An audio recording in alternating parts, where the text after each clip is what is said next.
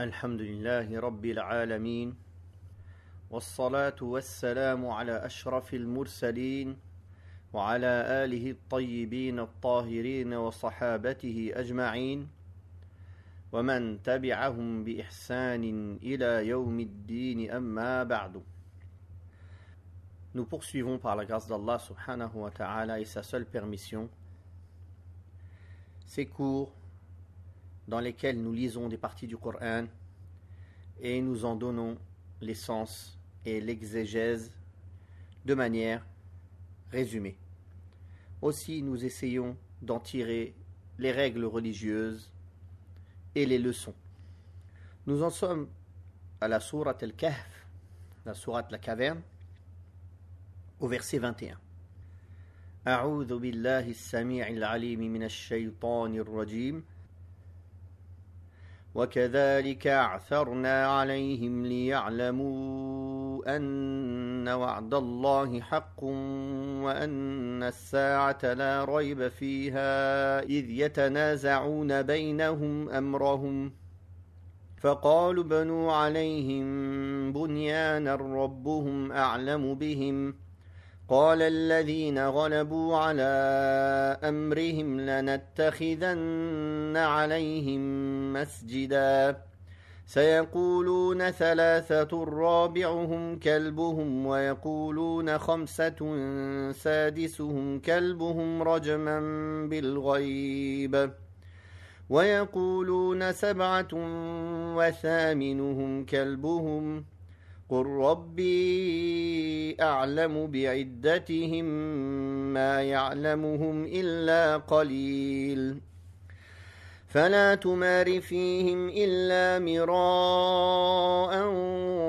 ظاهرا ولا تستفت فيهم منهم أحدا ولا تقولن لشيء إني فاعل ذلك غدا إلا أن يشاء الله واذكر ربك إذا نسيت وقل عسى أن يهديني ربي لأقرب من هذا رشدا ولبثوا في كهفهم 300 سنين وازدادوا 9 قل الله أعلم بما لبثوا له غيب السماوات والأرض أبصر به وأسمع ما لهم من دونه من ولي ولا يشرك في حكمه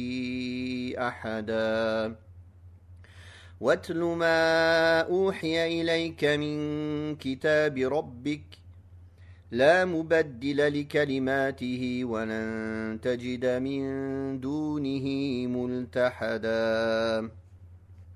Donc Allah subhanahu wa ta'ala dit dans le sens du verset 21,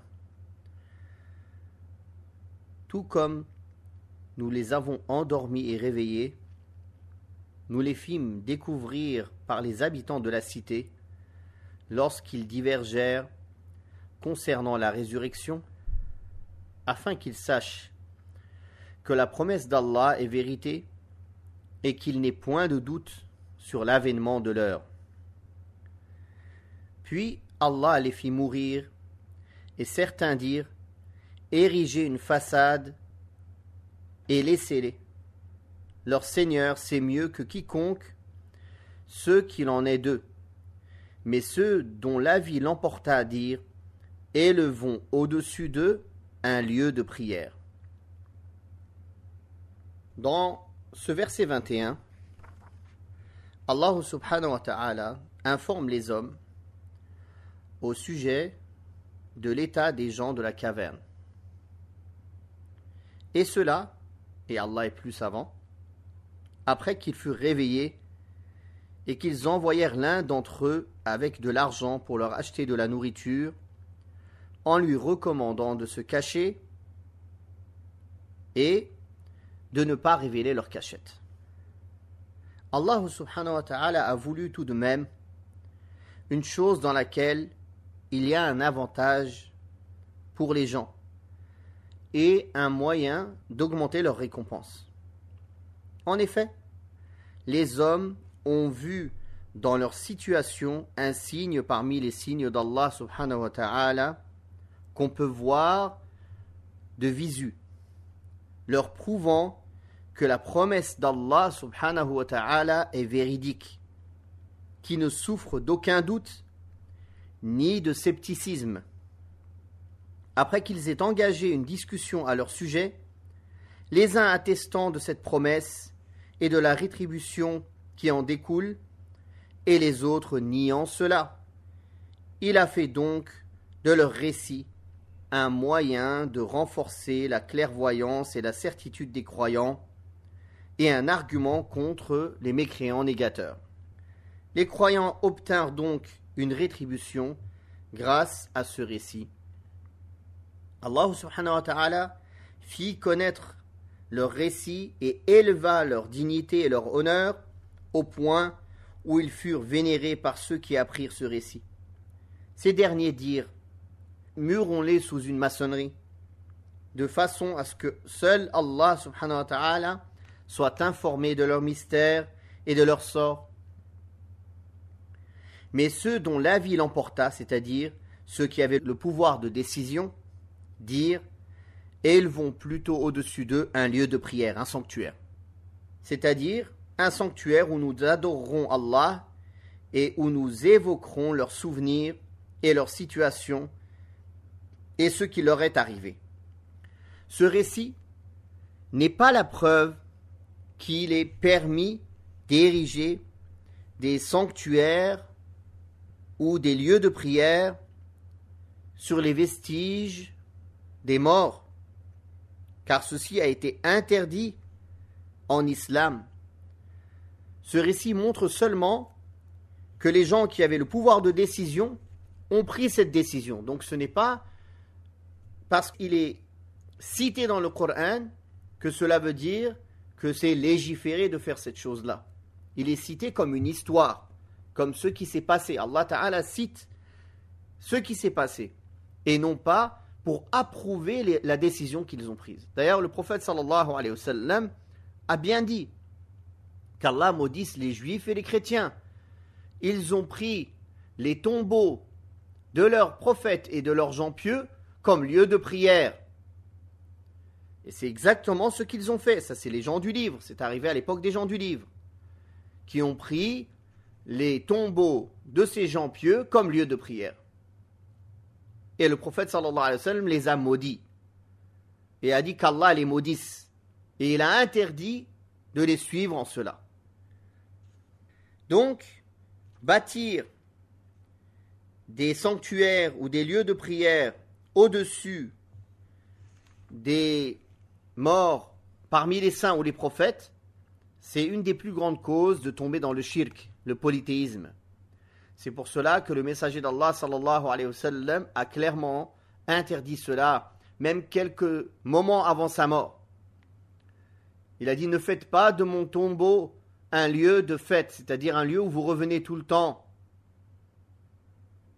Et il a maudit les juifs, comme le hadith qui est cité auparavant, et les chrétiens qui ont pris les tombeaux et les tombes de leurs pieux et de leurs prophètes comme lieu de prière, comme sanctuaire.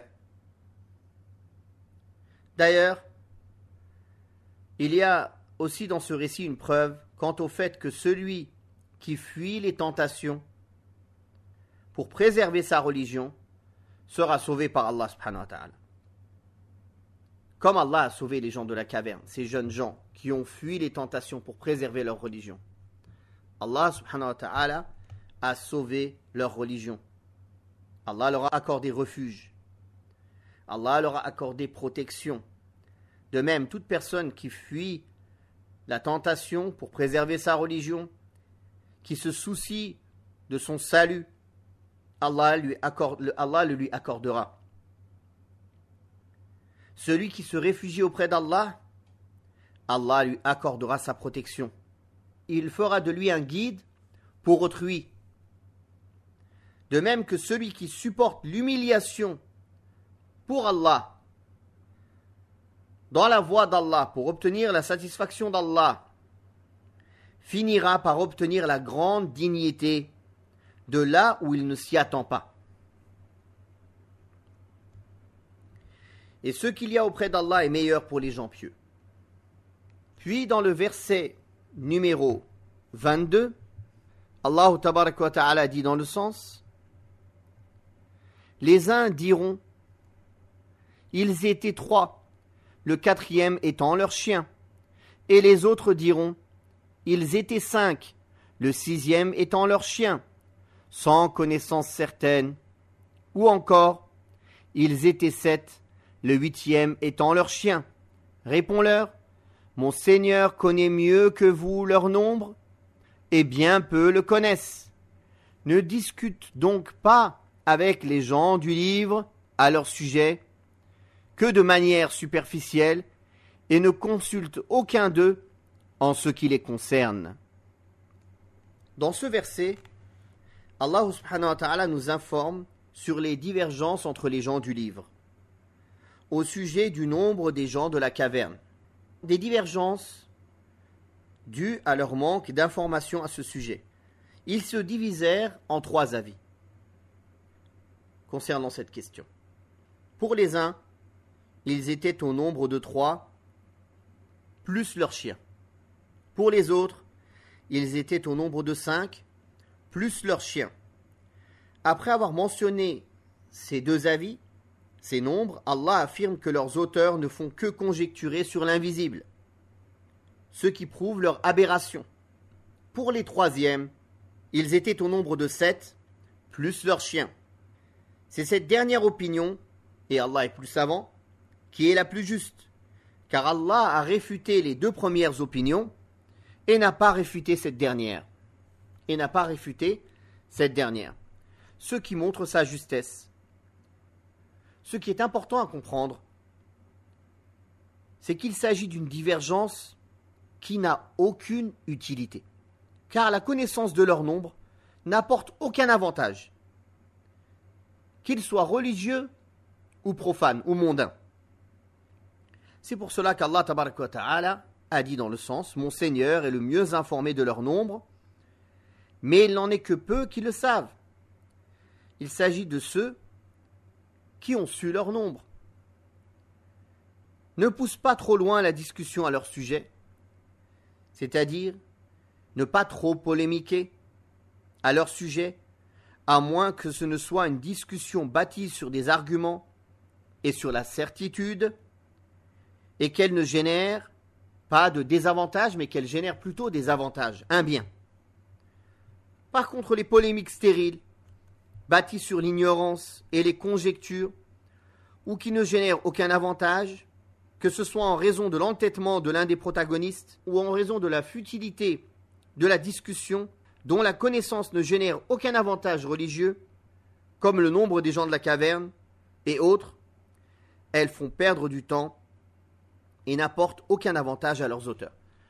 Et subhanallah, ça c'est une chose aussi à apprendre par nos petits frères et nos petites sœurs qui posent beaucoup de questions inutiles. Des choses qui n'ont aucun intérêt pour leur religion et qui ne leur apportent rien d'utile dans leur vie. Combien était leur nombre? Quelle couleur était le vêtement de tel prophète? Est-ce qu'il était à tel endroit plutôt qu'à tel endroit? Est-ce que ça t'apporte quoi? Que dire alors les polémiques futiles entre les frères et sœurs dans les différents groupes de discussion pour savoir qui a raison? En fait, chacun est là à défendre sa propre personne. Non, mais j'ai raison. Non, mais c'est pas droit, c'est moi qui ai raison. Et après, toutes ces polémiques sont réprouvées en islam. En islam, on ne polémique pas. On apprend. On apprend des gens de science. Et on pratique. Quand on ne sait pas, on demande. C'est pas en polémiquant qu'on arrive à la vérité. C'est pas dans des débats. C'est pas comme chez les koufars. Ah, on va débattre à la fin, ils vont en sortir la vérité. Ça n'existe pas chez nous, ça. Chez nous, on apprend en questionnant. Car la science est un héritage. La science n'est pas le résultat ou la résultante d'un groupe de débat, d'une assise de débat, où chacun donne son avis. Dans une assise, il n'y a que celui qui sait qui parle. Les gens qui ne savent pas se taisent et écoutent. Ils apprennent. Malheureusement, combien d'assises on voit où il y a des connaisseurs qui sont assis et les ignorants prennent la parole et coupent la parole aux connaisseurs et donnent leur avis sur tout. Oui, mais j'ai entendu, oui, mais j'ai lu, oui, mais. Mais tu es qui, toi? Tu as appris où? Et on pourrait dire la même chose sur les réseaux sociaux, qui sont des assises virtuelles, où tout le monde donne son avis. Tellement tout le monde donne son avis que la voix des gens qui connaissent est étouffée. Et la vérité est cachée, est perdue au milieu de tous ces avis qui sont lancés. Alors les gens sont perdus. C'est pour cela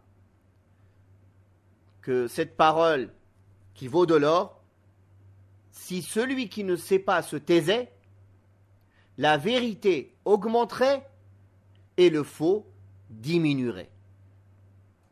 Si celui qui ne sait pas se taisait, gardait le silence, la vérité augmenterait et le faux diminuerait. Mais subhanallah, où sont ceux qui écoutent ces paroles? Allah tabaraka wa ta'ala a interdit ici à son prophète sallallahu alayhi wa sallam de demander aux gens du livre à propos des gens de la caverne. Mais cette interdiction est plus générale.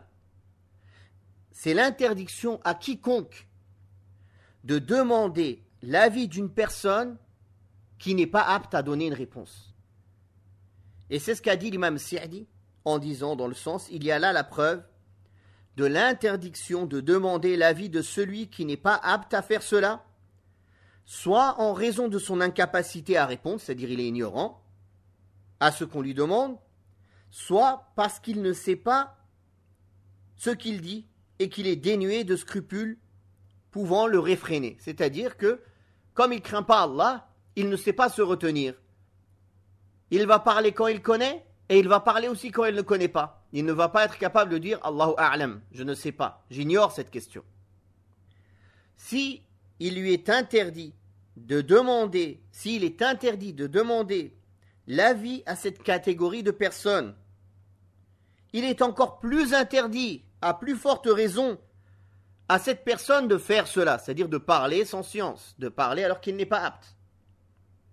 Il y a aussi dans ce verset la preuve qu'une personne ne peut pas être consultée au sujet d'une question, mais peut l'être au sujet d'une autre question dont il a connaissance. Par exemple, on peut consulter un boucher concernant les viandes, mais on ne va pas le consulter concernant la religion. On peut consulter un dentiste concernant les soins dentaires, mais on ne va pas le consulter concernant l'ophtalmologie ou concernant même la mécanique. Et ainsi de suite. On va consulter les gens dans le domaine qu'ils maîtrisent, qui est le leur. Et cette règle, tout le monde la connaît dans les choses de dunya, mais quand il s'agit de la religion, tout le monde l'oublie. Tout le monde consulte tout le monde. Ou il pose des questions ouvertes comme ça sur les réseaux sociaux. Dites-moi, est-ce que ça c'est bien? Allez, chacun donne son avis. Comme si c'était un sondage. Comme si la vérité, elle se reconnaissait au sondage. À la majorité. Allahumma musta'an. Donc, Allah tabaraka wa ta'ala ici a interdit de les questionner, les gens du livre, sur ce sujet car ils ne le connaissent pas, mais il n'a pas interdit de les questionner sur d'autres choses qu'ils pourraient connaître. Ainsi, Allah a interdit à toute personne de questionner une personne qui ne connaît pas un sujet ou qui n'est pas apte à répondre dans ce sujet, mais il ne lui a pas interdit de le questionner dans des choses qu'il maîtrise, Puis Allah tabaraka wa ta'ala dans le verset 23 et 24 dit, dans le sens de sa parole, ne dis jamais d'une chose, je ferai cela demain, sans ajouter, si Allah le veut. Mentionne ton Seigneur s'il t'arrive d'oublier, et dis, puisse mon Seigneur me guider vers ce qui est plus proche de la droiture. Donc si tu oublies de dire Inch'Allah, si Allah le veut, dis-le lorsque tu t'en souviens. Ou encore, si tu oublies une chose, mentionne Allah, car l'oubli vient de Shaitan.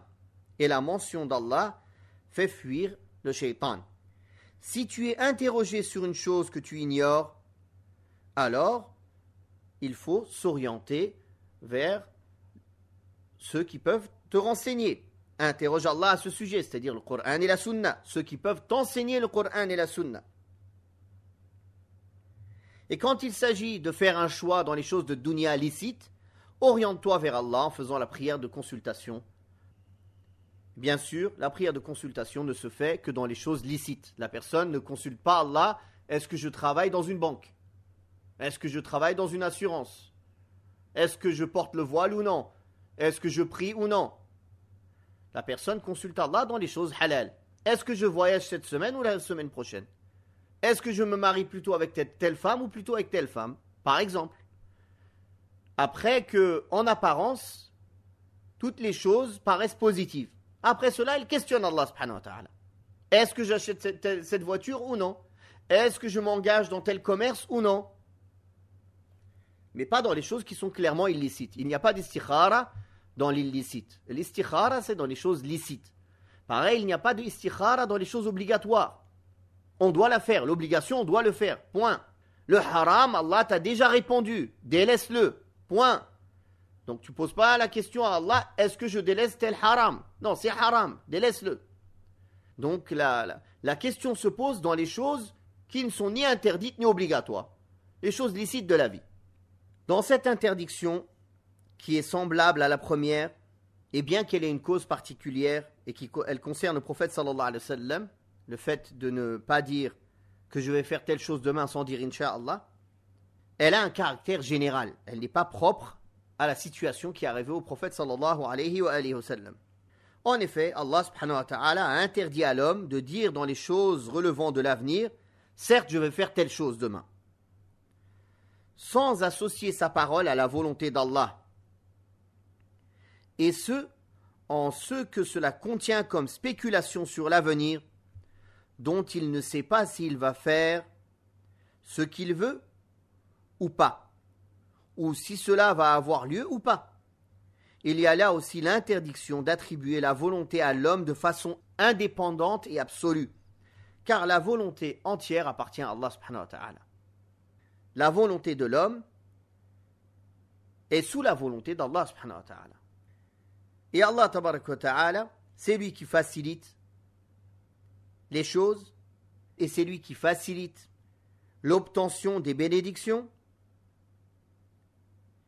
et c'est lui qui facilite que l'homme place sa confiance en Allah subhanahu wa ta'ala seul dans le fait de dire Inch'Allah, si Allah me le permet, si Allah le veut, si Allah le veut.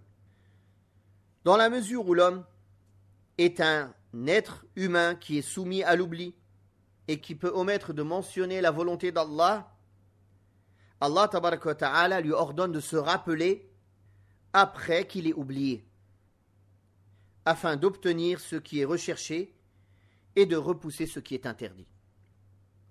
On peut en déduire du sens général de la parole « Évoque ton Seigneur s'il t'arrive d'oublier », l'ordre d'évoquer Allah lorsqu'on oublie, car cette évocation fait dissiper cela et l'homme peut se rappeler ce qu'il a oublié.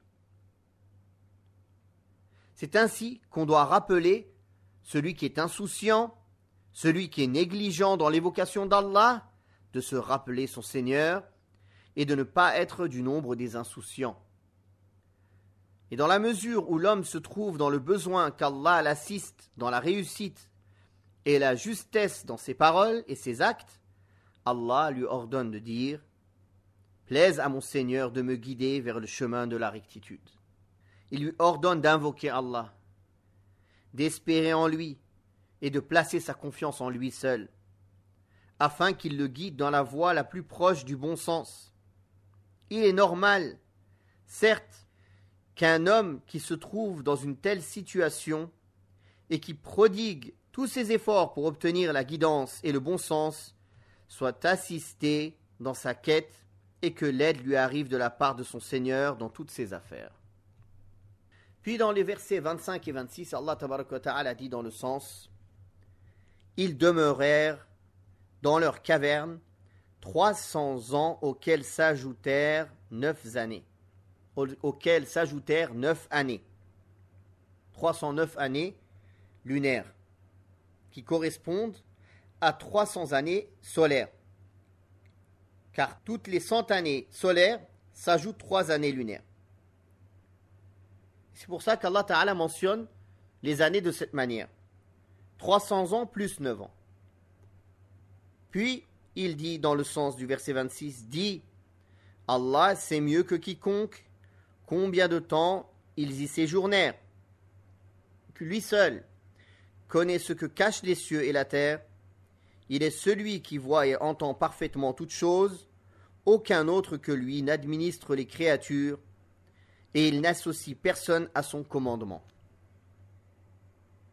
Après avoir interdit à son messager de demander conseil aux gens du livre au sujet des gens de la caverne, en raison de leur méconnaissance de leur situation, et dans la mesure où c'est Allah le connaisseur de l'invisible et du visible, le connaisseur de toutes choses, il l'informa de la durée de leur séjour dans la caverne, en lui disant que la science de cela lui appartient à lui seul, car cela fait partie des choses de l'imperceptible et de l'invisible. Or, les choses de l'imperceptible relèvent de la connaissance exclusive d'Allah Azza wa Jal. Par conséquent, tout ce dont il informe ses messagers est la vérité, relevant de la certitude qui ne souffre d'aucun doute, alors que ce dont il n'informe pas ses messagers, personne ne peut le savoir. Et nul n'entend ni ne voit mieux que lui, subhanahu wa ta'ala. C'est-à-dire, tu ne peux pas imaginer la perfection de son ouïe et de sa vue, qui embrasse toutes les choses auditives ou visuelles, après avoir informé que sa science embrasse toutes les choses. Ensuite, il informe de sa possession exclusive de la protection, qu'elle soit générale ou spécifique, particulière, car il est le protecteur qui dispose de tout l'univers, le protecteur de ses serviteurs croyants, qu'il fait sortir des ténèbres à la lumière, à qui il facilite la voie vers la voie droite, et qu'il préserve de la voie difficile. C'est pour cela qu'il dit dans le sens « les hommes n'ont d'autre protecteur que lui ». C'est-à-dire que c'est lui qui a pris sous sa protection les gens de la caverne, avec sa compassion, sa miséricorde, sa générosité, sans les laisser à la merci d'une quelconque personne. Car Allah Ta'ala n'associe personne à son autorité. Cela englobe le pouvoir universel et cosmique déterministe, ainsi que le pouvoir légal et religieux, législatif. Car c'est lui, subhanahu wa ta'ala, qui commande ses créatures, que ce soit sur le plan du décret et de la prédestination, comme sur le plan de la création et de la disposition. De même qu'il les commande, subhanahu wa ta'ala, avec ses ordres religieux et ses interdits, avec ses récompenses et son châtiment. Subhanahu wa ta'ala, le commandement lui revient à lui seul. Et il n'associe personne à son autorité et à son commandement. Après avoir rappelé qu'il possède la connaissance du mystère des cieux et de la terre, sans qu'aucune créature n'ait accès à cela, sauf l'accès qu'il révèle à ses serviteurs, et dans la mesure où ce Coran contient beaucoup de choses de l'invisible et de l'imperceptible, Allah tabaraka wa ta'ala incite les croyants à se tourner vers lui en pratiquant ce qui est lu dans le Coran, quand il dit dans le verset 27, dans le sens « Récite et suis ce qui t'a été révélé du livre de ton Seigneur, nul ne peut changer ses paroles et tu ne trouveras en dehors de lui aucun refuge. » La récitation ici signifie le fait de se conformer. Conforme-toi à ce qu'Allah t'a révélé. En assimilant ses significations, son sens, en les méditant, en y croyant, en ses récits, et en se conformant à ses ordres et à ses interdits. Car ce Coran est le livre majestueux dont les paroles ne peuvent être modifiées. C'est-à-dire qu'elles ne peuvent pas être changées en raison de leur sincérité, de leur équité et de leur parfaite excellence. وَتَمَّتْ كَلِمَةُ رَبِّكَ صِدْقًا وَعَدْلًا. Telle est la parole de ton Seigneur qui s'est accomplie en toute sincérité et en toute justice. En raison de leur perfection, il est impossible qu'elles obéissent au changement ou à la modification, car si elles étaient imparfaites, elles seraient exposées à cela. Il y a là une glorification du Coran, en ce sens qu'il contient une incitation à le réciter et à s'y conformer. Et Allah tabaraka wa ta'ala nous rappelle qu'en dehors de lui, on ne pourrait trouver de refuge. C'est-à-dire que tu ne trouveras pas en dehors de ton Seigneur un refuge où te réfugier, ni un secours à solliciter. S'il s'avère qu'il est le seul refuge en toutes circonstances, il s'avère forcément qu'il est le seul Dieu qui mérite d'être adoré, être aimé et désiré, que ce soit en cachette ou en public. Celui dont on a besoin en toutes circonstances et qu'on sollicite dans toutes nos requêtes. Wallahu ta'ala a'la wa a'lam. Wa sallallahu ala Muhammadin wa ala alihi wa sahbihi wa sallam.